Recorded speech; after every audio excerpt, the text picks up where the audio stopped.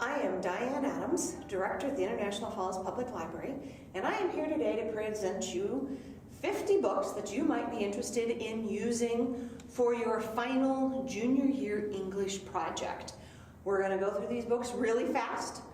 The teacher will have a list, and these books will be on a cart at the library through the end of the week. You can also go to the school library and put them on request. But you'll want to do that, I think, by Wednesday morning, because I believe the high school only gets books from the public library on Wednesdays. So, talk to Ms. Jelly in the high school library if you find one you want, or stop by the public library to pick them up. So let's go. We're going to start with a bunch of books by Gary Paulsen. I know lots of you love Hatchet, and he died in the last 6 months. But 2 new books came out. One of them, many are hoping will become a new classic. It is called North Wind. It is set along a rugged coastline, and instead of being set in the woods, it's set on the sea. A deadly plague reaches a small fish camp where Leaf lives, and he becomes orphaned. He's the only one that survives, and he's forced to take to the water in his cedar dugout canoe. He flees northward, following a wild fjord-riven shore, thrown from one danger to the next, unsure of his destination. So that's the newest Gary Paulsen. The Island. Will lives in Madison, Wisconsin, kind of just begins to figure out life in the city when his father walks in and tells them they're moving. They're moving to a small house in the woods, miles from the nearest settlement, and they have about 2 days to pack. Instead, Will is convinced that life's going down the toilet. Instead, he discovers Sucker Lake and its island. Or maybe the island discovers him. His adventures out in the wild. Dog Song takes place up in the north with the dogs and sled racing and all of that. In fact, then that leads to Wood Song, which is autobiographical about Gary Paulsen and one of his first Iditarod races. His second autobiographical adventure, a true story of growing up in the wild. This is his account of how he survived his turbulent childhood. He escaped to the North Woods after a neglectful Chicago upbringing, and this is his tale of surviving up in the woods. Northwoods survival tales and adventures here in the Northwoods. A bit of a legend in these parts. This is the life of Betty Berger Lessard. She was just a month old. Her parents brought her to their wilderness home on the shores of Lake Namakan. And with the exception of her elementary school years, she stayed there for the rest of her 82 years of life. Root Beer Lady is a classic. She lived in the Ely area, and anybody that greeted her at her Isle of Pines home would meet Dorothy Moulter and would enjoy a ice-cold glass of root beer with her. Mary, the kayak lady. Mary decided to paddle all 1,007 lakes in Itasca County. And this is kind of the tale of her adventures of paddling those 1,007 lakes in Itasca County. So, Root Beer Lady was written by Bob Carey. He also then spent many years in the Northwoods, and this is his adventures, some of his adventures of life in the Northwoods, Tales from Jack Pine Bog. Lots of stories of conservation officers, game wardens is what they used to call them, This is a classic Poacher's Cot, 35 stories that highlight life as a Minnesota game warden in the North Woods, from vividly detailed capture of illegal night hunters to the culmination of a major fish poaching cases. Just life of the crazy things people do in the North Woods of Minnesota. Similarly, Border Warden by Murray Mills. This is about the life of Lloyd Steen, true tales from over 25 years of battling, again, poachers and stupidity. There's a picture of him with nearly $9,000 worth of fish from one person in one event. So again, cool stories of border wardens up here in the Northland. Ojibwe family life and labor on the reservation. My grandfather's knocking sticks. This is the Red Lake Reservation. Brenda Child examines the disruptions and continuities in daily life, family life, and culture of her grandparents' generation. So looking at the labor changes through World War I, the Depression, as they grew up on the reservation.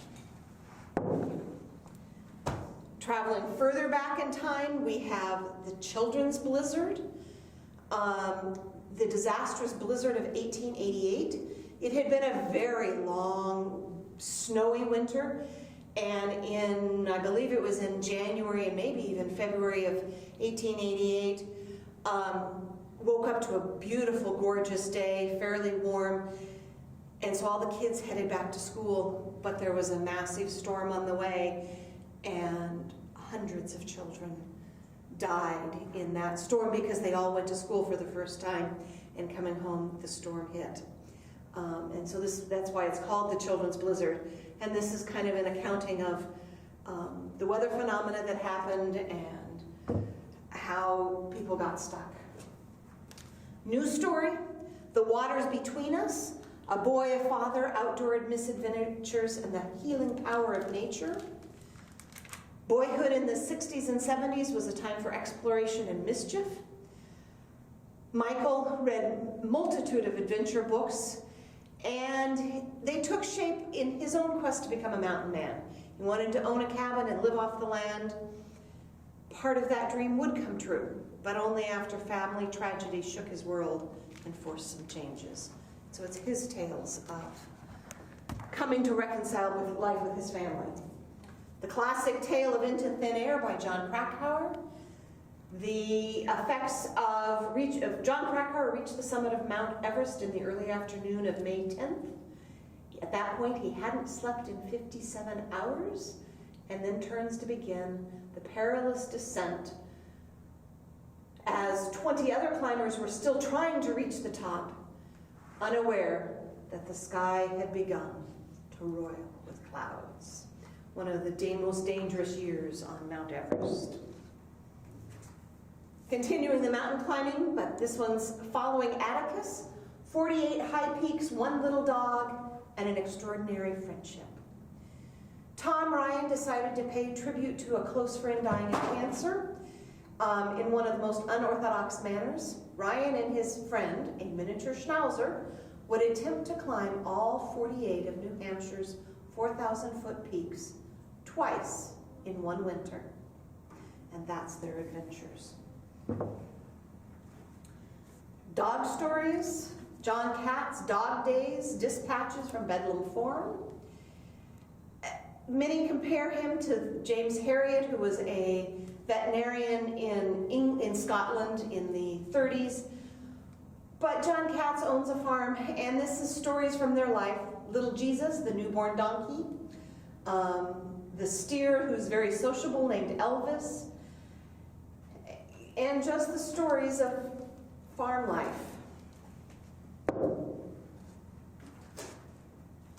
Moving more out into the wild, this is a great author for lots of fun, silly adventures. Her newest is called Fuzz. When nature breaks the law, what's to be done about a jaywalking moose, a bear caught breaking and entering, a murderous tree? Animals that broke the law 300 years ago would be assigned legal representation and put on trial. These days, Mary Roach discovers the answers are best not found in jurisprudence, but in science. Here is the curious science of human-wildlife conflict, a discipline at the crossroads of human behavior and wildlife biology. So just, what happens when animals and nature break the law? Another one of hers that's kind of, again, fascinating. This is one of her earliest. Stiff, The Curious Lives of Human Cadavers. And again, she examines what happens during an autopsy, what happens to dead bodies. A fascinating look at biology and the science of human cadavers. It's Trevor Noah, Born a Crime. And this is his story of growing up in South Africa with a black South African mother and a white European father. It was against the law for a mixed-race child to even exist. And he was often misbehaved. And so he was often seen as not only a crime, but causing crimes. So a fascinating story of childhood in South Africa. Moving on to a variety of war tales. Tin cans and greyhounds, the destroyers that won 2 world wars, Clint Johnson. He brings alive the historic story of the fast-moving destroyer-class ships that were nicknamed tin cans or greyhounds. They fought submarines, escorted convoys, rescued sailors and airmen, shot down aircraft, provided offshore artillery support, and attacked armored battleships and cruisers, with nothing more than a half-inch of steel separating their crews from any enemy fire and the dark waves of hostile oceans. So this takes a look at some of the people that were involved, but it's focused really on the lives of the ships that served during World War I and World War II as part of the U.S. fleet. The 18-year-old replacement facing combat in Patton's Third Army by Richard Kingsbury. 18-year-old enlistees were routinely assigned temporary duties and not sent into battle until they turned 19. But as the fight dragged on, America was forced to draft younger men into combat to replace wounded troops. So the 16 and 17-year-olds, as they were getting enlisted, the 18-year-olds would be put into combat. And this is one such story of his service in Patton's Third Army. Warriors, the Navajo Code Talkers. This is a nonfiction account of their experiences in World War II. And then we have Joseph Bruchak's Code Talker is a novel about the Navajo Marines of World War II. Kind of a fascinating story. And it opens with the story, "Grandchildren, you asked me about this medal of mine. There's much to be said about it. This small piece of metal holds a story that I was not allowed to speak of for many winters. It is the true story of how Navajo Marines helped America win a great war. There is much that I must remember to speak for this medal. I must remember not only the secret with which I was trusted, but also all that happened to me and those like me. That is a lot, but I think I can do it well enough. After all, I was expected to remember, as were the other men who trained with me, that the lives of many men depended entirely upon our memories." And so for years, the Navajo, as many Native Americans, were forbidden from speaking their own language.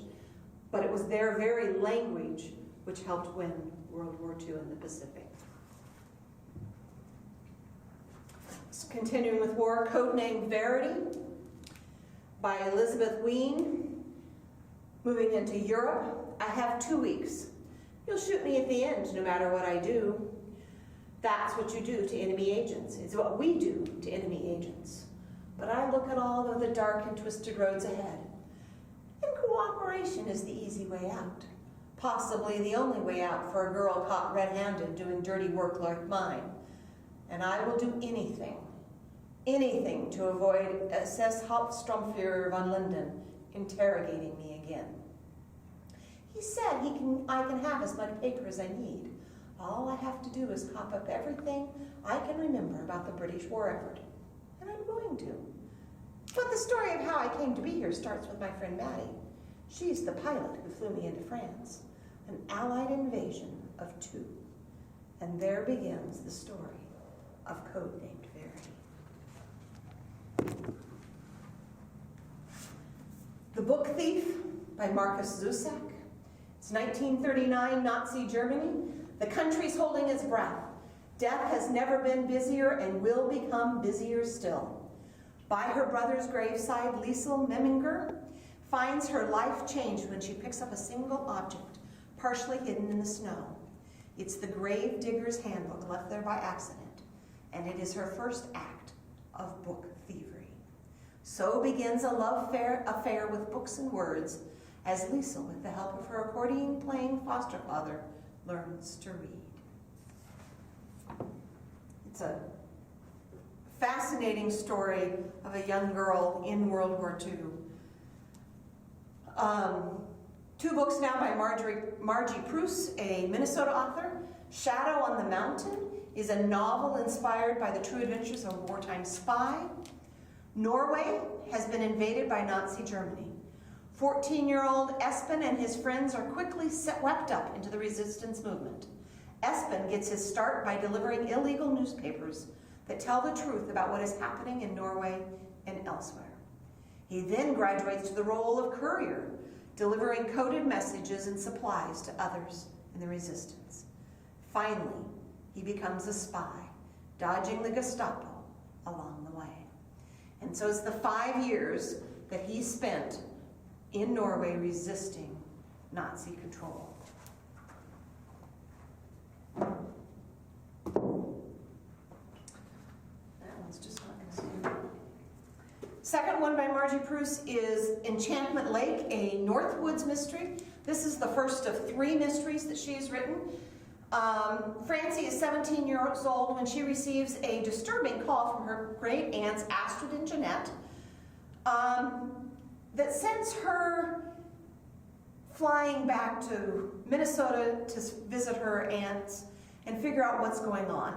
She's actually ditching an audition in a Manhattan theater, but she travels to the remote lake where her aunt's neighbors are dropping like flies from strange accidents. But are they accidents? Francie's convinced that something ominous is afoot, and she begins to investigate. There's a poisoned hot dish, a puzzling confession, eerie noises in the bog, and a legendary treasure said to be under enchantment. A fun mystery. Some additional YA mysteries. I can't remember what her first name is. Nora McClintock has 3 mysteries, all set in small towns. It's Riley Donovan is her main character. So there's Trial by Fire, Out of Tune, and From Above. Small town, narrow minds, big problems. She's the new kid in town, and when her next-door neighbor's barn catches on fire with him inside it, Riley helps save him. But she's instead accused of starting it. Alicia is a talented violinist in Riley's school, and she's found bludgeoned to death in a field on the outskirts of town. And then a football player falls to his death. Did he fall, or was he pushed? Claire Abbott, Playing with Fire mystery by Gail Anderson Dargitz. Will Claire catch the firebug red-handed? There's an arsonist setting fires in town, and journalist Claire Abbott thinks she knows who the firebug is. Or does she? She sets out to catch the arsonist in the act before he ends up killing someone. Playing Slaw by Leslie Choice. I drew up a list of things I wanted to do before, well, you know. I'd been putting off revising this list for a long time, maybe hoping I'd come up with something more grand. It was a pretty lame list for a kid down to his last year on Earth. What I want to do is, 1, get drunk, 2, get stoned. 3, drive a Lamborghini. 4, get arrested. And 5, have a real girlfriend.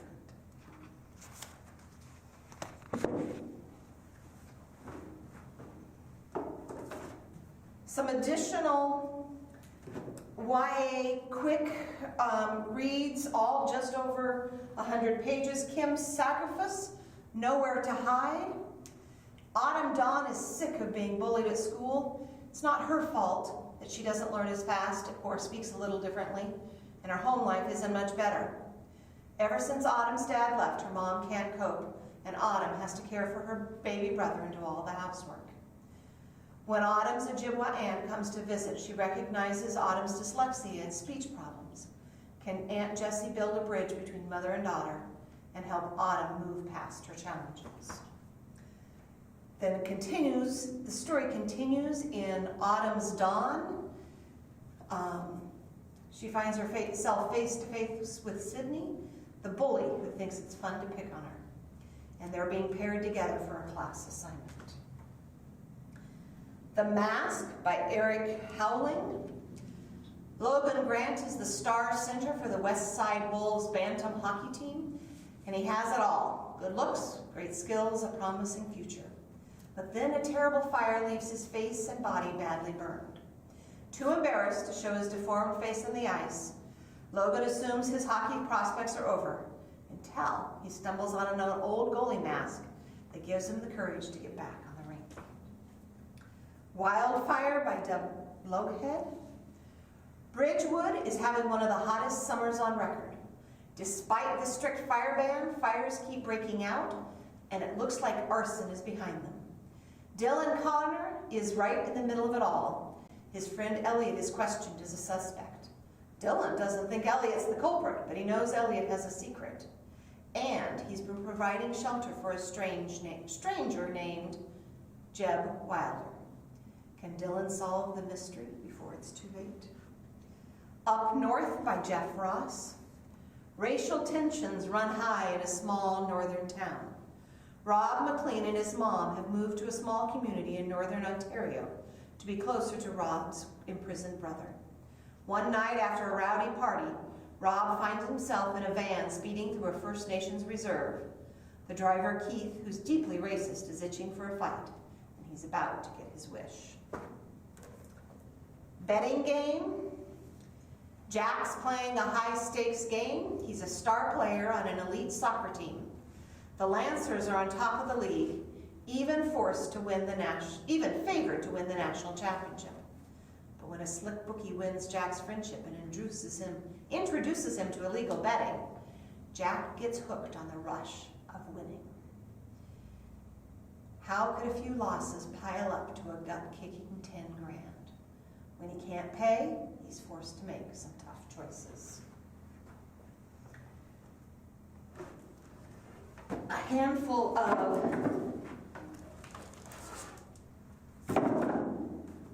tough reads, but some beautiful writing and beautiful stories.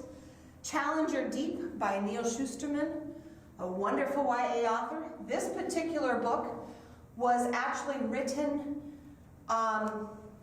with his son, who was diagnosed with schizophrenia as a high school student. With the help of his son, he tried to capture what that descent into mental illness was like.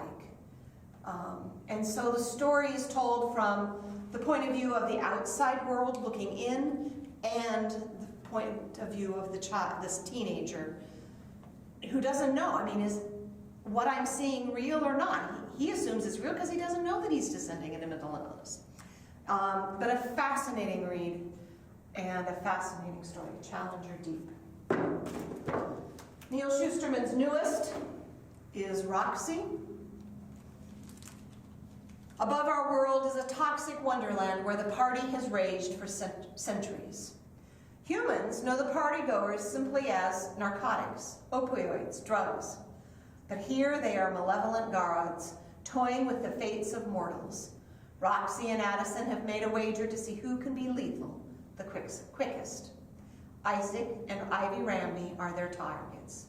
Ivy is understimulated and overmedicated, and Isaac is desperate to push past an ankle injury that may jeopardize his chances for a soccer scholarship. They are perfect marks for Roxy and Addison. This is the start of a race to the bottom that will determine life and death. One Rainey will land on their feet, the other will be lost to the party. Which is one?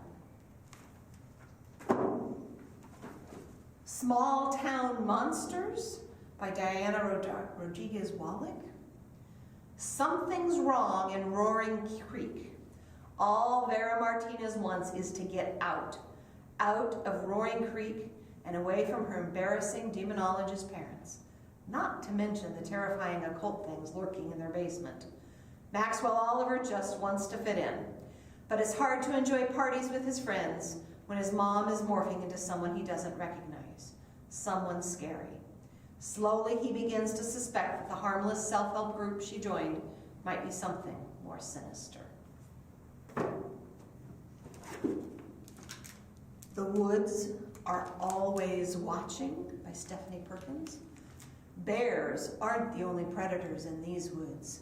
Best friends Nina and Josie spent high school as outsiders, but at least they had each other. Now, with college and a 2,000-mile separation looming on the horizon, they have one last chance to be together. A 3-day hike deep into the woods of Pisgah National Forest. Simmering tensions lead to a detour off the trail and straight into a waking nightmare. Something far worse. Something that will test them in horrifying ways. A House at the Bottom of the Lake by Josh Muller is by the author who wrote Bird Box. The story begins. Young lovers anxious to connect agree to a first date, thinking outside the box. At 17 years old, James and Amelia can feel the rest of their lives beginning. They've got this summer and this summer alone to experience the extraordinary. But they didn't expect to find it in a house at the bottom of a lake. The house is cold and dark, but it's also their own. Caution be damned until carefree becomes dangerous, for the teens must decide. Swim deeper into the house, all the while falling deeper in love, or return to the surface, to safety, to sanity.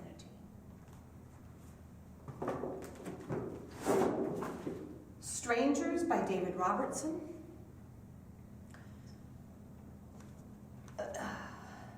When Cole Harper is compelled to return to Wounded Sky First Nation, he finds his community in chaos. A series of shocking murders, a mysterious illness ravaging the residents, and re-emerging questions about Cole's role in the tragedy that drove him away 10 years ago. With the aid of an unhelpful spirit, a disfigured ghost, and his 2 oldest friends, Cole tries to figure out his purpose and unravel the mysteries he left behind a decade ago. Will he find answers in time to save his community? The Crosswood by Gabriel Prendergast. Blue Jasper is on a hike with his younger siblings, twins Indigo and Violet. One moment, the twins are right ahead of him, and the next, they're gone. Blue frantically searches for them. A strange woman appears, claiming to be the fairy queen of Nearwood and the twins' real mother. The twins have been captured by Aaliyah's rival, and now, because of a magical pact, Blue must travel through the magical forest of the Crosswood and rescue them before the next sunset, because the price of a broken fairy pact must be paid. So we're heading into some of the fantasy and science fiction and mythology. The Grimm Legacy by Polly Schulman. What if all of that fairy tale magic really existed? What if 10-league boots were real? What if Marie Antoinette's everyday wig had magical powers? A table that produces a feast at the blink of an eye. Snow White's stepmother's sinister mirror. Well, Elizabeth manages to take a job at the New York Circulating Material Repository. She's brand new in town, and then she finds that the repository is no ordinary library. All of those fairy tale magical items that she's read are available to borrow. And they have started to disappear. Will she be blamed as the newest employee? The grim legacy. Rick Riordan presents Tristan Strong Punches a Hole in the Sky. So, Rick Riordan is the author of the Percy Jackson series and the Greek mythology therein. He has continued to, he's continued to write, but he's also taken on the role of helping expose the world to other mythologies from around the world. And in this story, so the Rick Riordan Presents, he has worked with authors to present mythology from various parts of Asia, from the Cherokee people. I know there's a story of their mythology. This one is African mythology. Tristan finds himself in the middle of a battle that has left Black American gods John Henry and Brer Rabbit exhausted, and he has to convince the trickster Anansi to help save the world with him. And so this one's kind of a fun exploration of African American tricksters. Airborne by Kenneth Oppel. Again, mythological creatures up in the sky. Matt Cruz is a cabin boy on the Aurora, a huge airship that sails hundreds of feet above the ocean, ferrying wealthy passengers from city to city. It's the life Matt's always wanted, convinced he's lighter than air. He imagines himself as buoyant as the hydrogen gas that powers the ship. One night he meets a dying balloonist who speaks of the beautiful creatures drifting through the skies.